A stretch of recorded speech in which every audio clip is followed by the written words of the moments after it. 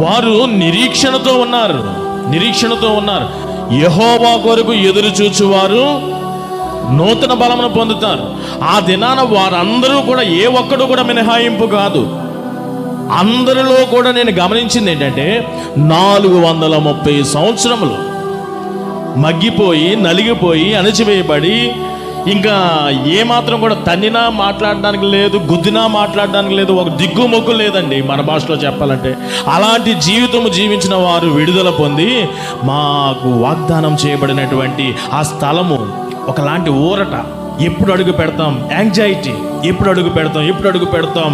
40 సంవత్సరాలు నిరీక్షణతో ఉన్నారు. 40 సంవత్సరాలు ఇంకా కనబడుతుంది. వారు అడుగు పెట్టబోయే అబ్రహాముకు చేసినటువంటి వాగ్దానము, ఇస్సాకు, యాకోబు, మోషేకి, వారికి వినబడినటువంటి వాగ్దానము వారు యాంగ్జైటీగా ఒక 40 సంవత్సరాల అరణ్య ప్రయాణంలో ఎదురు చూచి ఇంకా వారు ఎదురు ఉన్నది. ఆ టైంలో మేము ఉండలేము. ఇంకొక 7 దినాలు అంటే ఎందుకు, ఒక దినాల్లో పాడేస్తే సరిపోతుంది కదా అంటే, ఆ నిరీక్షణ ఎవ్వడో కూడా బదులు మాట్లాడలేదు తెలుసా.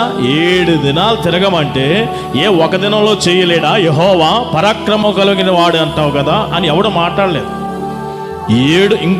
ఈ 40 సంవత్సరాలకు ఇంకొక 7 దినాలు వెయిట్ చేయాలరా బాబు.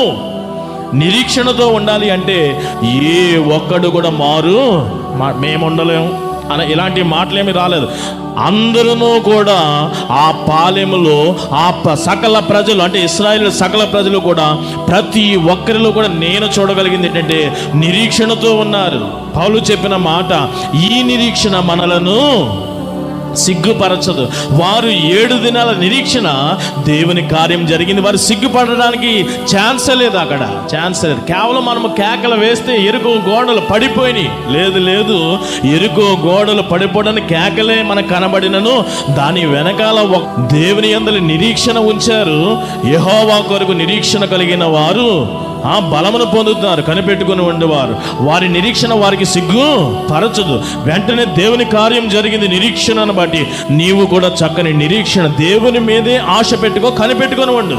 కార్యం జరుగుతుంది, దేవుడు కార్యం చేస్తాడు.